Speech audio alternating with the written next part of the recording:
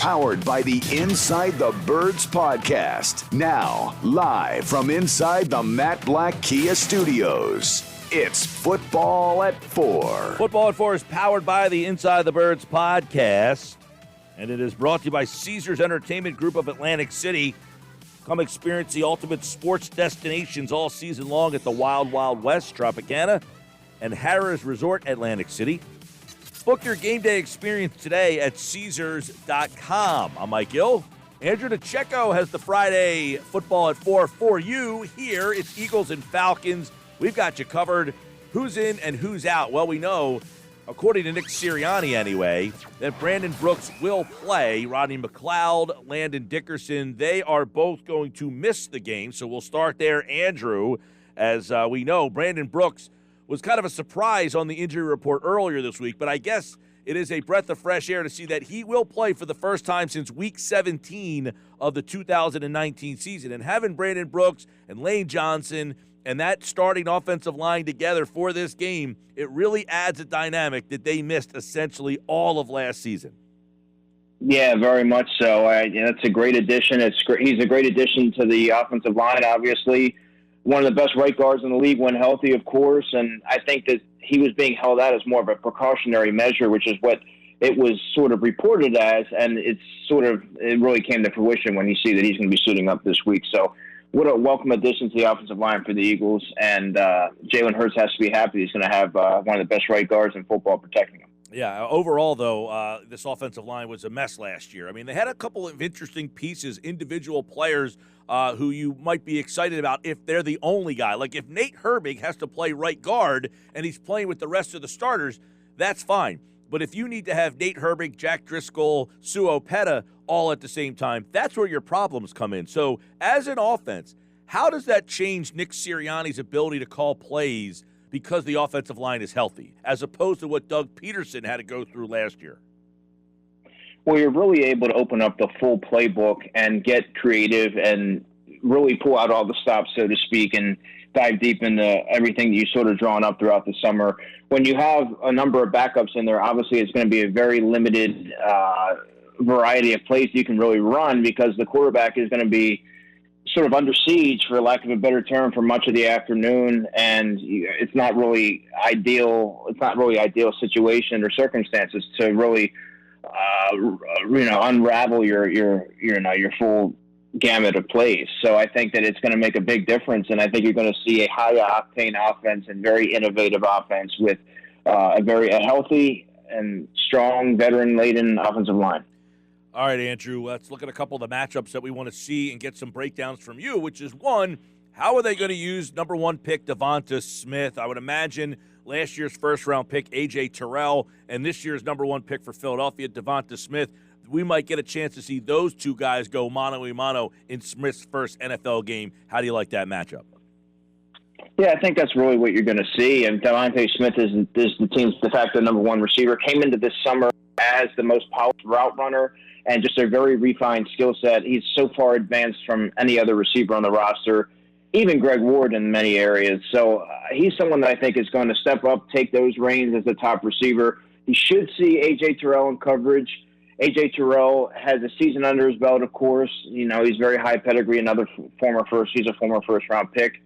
You like his length. He's he's a savvy player.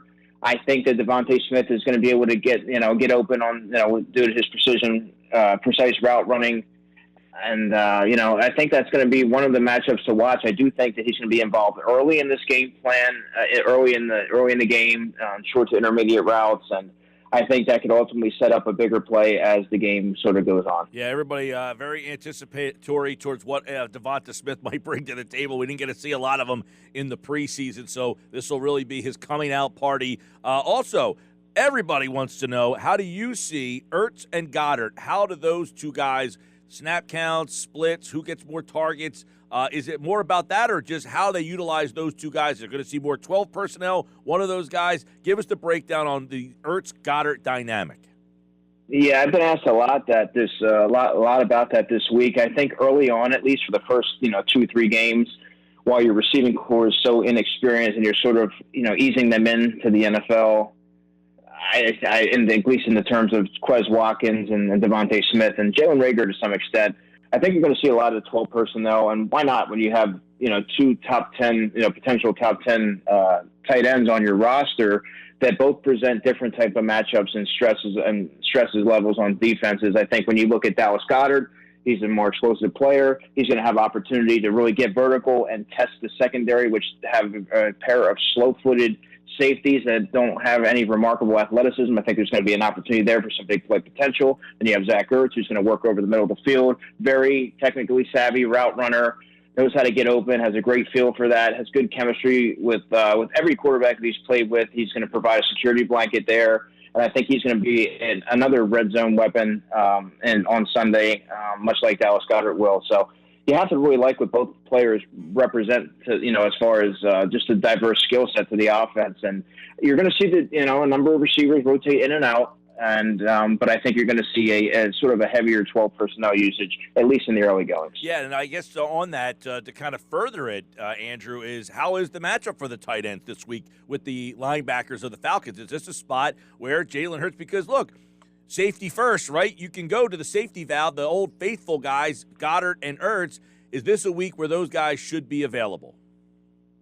I think so, Mike. They have a couple of linebackers who are rangy and good coverage acumen, and Deion Jones and Foyesade Olokun, who I really like. He led the team with 117 tackles and was third on the team with actually 9 quarterback hits last season. But I think that there's going to be an opportunity to even get beyond those guys and really take advantage of those safeties in Eric Harris and Deron Harmon, who really don't offer much in terms of explosiveness or range. So there's going to be an opportunity there for both players to sort of shake free and really, take advantage of a really questionable and vulnerable back end for the Atlanta Falcons. Right.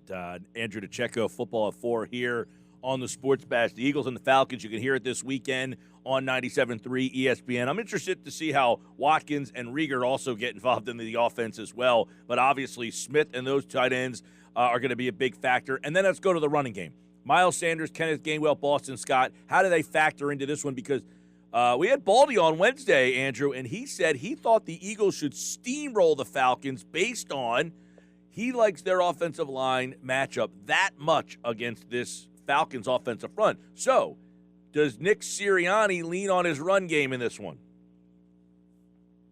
I think that would be the smart move, especially there's going to be a lot of season opening jitters. He's a rookie head coach, and you have Jalen Hurts, who's making his first start as the unquestioned starter for this football team.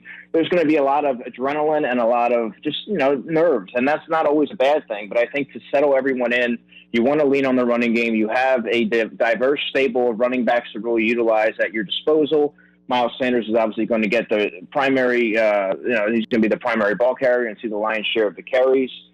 Then you're also going to see some Boston Scott and some Kenneth Gainwell mixed in there from as far as change-up running backs are concerned, and get them involved in the receiving game. Then I also do have a sneaky suspicion that Jordan Howard is probably going to get the Saturday elevation from the practice squad to provide that between the tackles bruiser and grind out that tough yardage and potential goal line situation. So they have a really just a diverse group of running backs that I think that they're all going to be involved in some form or fashion, but it all starts with Miles Sanders. I do agree with Baldy, there is going to be a big opportunity here to take advantage of a defensive line that outside of Grady Jarrett, there's not a lot of there's not a lot of players on that line that are going to be very disruptive on the other side of the line of scrimmage. They have Tyler Davidson, who's a veteran player, only has a half sack to his name. He was with the Saints for a while, and now he's here with the Atlanta Falcons. Never really put his stamp on that position. Then there's Jonathan Bullard, who signed a 1-year contract in April. More of a journeyman. The Falcons are his 4th team. He only has 3.5 career sacks. Not an overly big guy. I think that if you get a body on him on the interior, such as Brandon Brooks, and get some of those interior players, Jason Kelsey's on those guys, I think they're really going to be sort of kept at bay, and I think they're going to kind of open running lanes for Miles Sanders and his cohorts. Andrew, the impact of McLeod being out, I guess the anticipation that he wouldn't be ready, but what's that mean now for the defense, especially at that spot? Yeah, it's really no surprise he's not going to play. However, I think that you're going to see, many may think that it's going to be Kevon Wallace that's going to get the start. I have a feeling that it'll be Marcus Epps that's going to get the call and I think you're going to see a lot of Wallace rotated in. I think they're going to sort of platoon in that area. But with Marcus Epps, you're going to see a player who isn't going to wow you with athleticism, but he is a very sharp-minded football player, has pretty decent ball skills, but he doesn't play with great anticipation. He's not the fastest safety, but I think there's a comfort level there with him back there, knowing that he's very, he has his assignments down pat. They know exactly what they're getting in him. Then you have a little bit more of an upside player in Kevon Wallace that can do a little bit more things and provide more value than Epps can. So I think you kind of see those guys platoon there, but they're going to have a heck of a battle going against Kyle Pitts, who's pretty much like a unicorn. He can move all around the offensive formations and present all different types of mismatches. So I don't know that the Eagles have a defensive player equipped to slow Kyle Pitts. I also don't know that many teams do, but he's going to be the X factor on Sunday, in my opinion. He's an interesting guy. I want to talk more about him, but first I want to see your thoughts on the Eagles front. You've got Brandon Graham, you've got Fletcher Cox, you've got Hargrave. We've heard so much about Sweat. They've got Derek Barnett. How are they going to use Ryan Kerrigan? The Falcons' offensive line is kind of iffy. Yeah, especially on the interior. You have Chris Lindstrom, the right guard, who's a third-year starter now. You have Matt Hennessy, of course, from Temple. He started 2 games last season, was not overly impressive. And then you have a rookie in Jalen Mayfield from Michigan, who's going to, sort of be thrown in there to start at left guard, going up against that ferocious interior that the Eagles have. And that's where they're really suspect. Even on the edge, when they have Caleb McGarry, that is, and they have Jake Matthews. I think that there's going to be an opportunity there for the Eagles' edge rushers, particularly Josh Sweat, who I think has double-digit sack potential in this game, to really, turn the corner and provide pressure on Matt Ryan. But I think it really starts up front, in the middle, with Fletcher Cox and Javon Hargrave to collapse that pocket. Even if they don't get to Matt Ryan, I think just getting him off his spot, he's not a very mobile quarterback by any stretch of the imagination. So just providing that pressure up the middle and moving him off his spot just a little bit has, shown that he'll force some erratic throws, and that can lead to a turnover. So I think that's where it's going to be won. Andrew, how do you see Jonathan Gannon utilizing his secondary against Calvin Ridley? I mean, we'll bring up Pitts because that's a whole nother avenue, but Ridley's their number one. Does Slay move around with them? Do they change sides of the field? How do you see the secondary against Ridley? There's no one else in the Eagles secondary that can stay with Calvin Ridley, plain and simple. This is what you brought Darius Slay here for these exact moments. And I think you're going to see him, Ridley's going to draw Slay in coverage for pretty much all of the afternoon. And this is where you want to see what Darius Slay can do. Obviously, he fulfilled his role as the team's top corner last season, but there were also some challenges that he had against guys like DK Metcalf and some of the bigger-bodied receivers and more prominent receivers in the league. So you really want to see him rise to the occasion. I think he's going to run into some issues with Calvin Ridley, who may not be a burner. He's not a burner by any stretch, but he is a very prolific route runner. I think he's really going to make his money on these short to intermediate routes and then set something up for down the field and take advantage of Slay's aggressiveness. So I think that's something to watch there. But to answer your question, I do think that Slay's going to really shoulder that assignment on Sunday. Okay, and then Pitts, you brought him up, unicorn. Who defends him? I mean, you go with Wilson. Singleton's, that's not his strong suit. McLeod's not here. Maddox, do you use a corner? How do you anticipate them throwing looks at Kyle Pitts? Well, he's just such a mismatch, Mike, that I don't even know. I mean, even Eric Wilson or Anthony Harris would be the two players that I think would get that assignment. I don't know that there's a corner here that you want. You don't want to take Darius Slay off of Calvin Ridley because I don't know that you want Steven Nelson isolated on the receiver that just amassed 143 targets last season. And he's going to take probably 170 targets this year without Julio Jones there. So they're going to keep peppering him with targets. I don't know that you want Steven Nelson out there on an island guarding Calvin Ridley. So I think it's going to be Anthony Harris if I had to guess right now. But, again, Kyle Pitts is just such an explosive player, such a rare player that you can move him all around formations, that he has the catch radius, the speed, the contested catch ability, the red zone upside. I think that they're going to find a way to get him involved early. I don't know how elaborate the Falcons are going to be in utilizing him in the number of ways that we've seen him used at Florida this early in the season. But, if they don't stop him, it's going to get, if they don't find a way to slow him, I should say, it could get interesting. All right, couple X factors from Andrew DiCecco. Give me a couple of guys in this game that you will have a closer eye on who could be the difference in a win or a loss.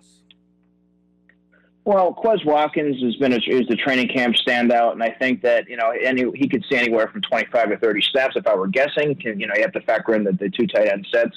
I think it's going to limit his snap count a little bit, but if they can find a way to isolate him on Fabian Moreau, the corner opposite A.J. Tyrell, who's not very instinctive, doesn't play with much anticipation, and he's not a very technically savvy player, he's been known to sort of get beat by downfield with some of these explosive, dynamic players, and I think if they can get Quez Watkins isolated on him, you could see a deep shot or two this week. So that's something that I would watch for.